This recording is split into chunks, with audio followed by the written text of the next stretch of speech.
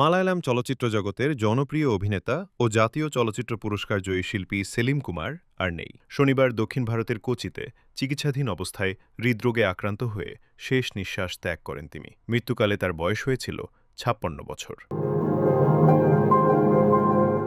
কয়েকদিন ধরেই শারীরিক অসুস্থতায় ভুগছিলেন এই গুণী অভিনেতা। অবস্থার অবনতি হওয়ায় তাকে কোচির একটি বেসরকারি হাসপাতালে ভর্তি করা হয় এবং পরে লাইফ সাপোর্টে রাখা হয়। চিকিৎসকরা ভেন্টিলেটর সাপোর্ট, ডায়ালাইসিস সহ বিভিন্ন ধরনের জীবনরক্ষাকারী চিকিৎসা দিলেও শেষ পর্যন্ত তাকে বাঁচানো সম্ভব হয়নি।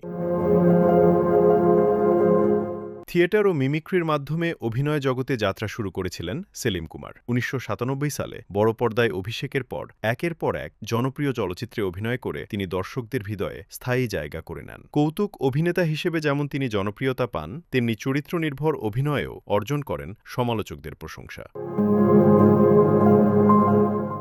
২০১০ সালে আদামিন্টে মাকানাবু সিনেমায় অসাধারণ অভিনয়ের জন্য ভারতের জাতীয় চলচ্চিত্র পুরস্কারে শ্রেষ্ঠ অভিনেতার সম্মান লাভ করেন তিনি। এছাড়া ৪ বার জিতেছেন কেরালা স্টেট ফিল্ম অ্যাওয়ার্ড। তার মৃত্যুতে মালায়ালাম চলচ্চিত্র অঙ্গনে নেমে এসেছে শোকের ছায়া। স্ত্রী ও ২ সন্তানসহ অসংখ্য ভক্ত অনুরাগীকে কাঁদিয়ে না ফেরার দেশে পাড়ি জমালেন প্রিয় এই অভিনেতা।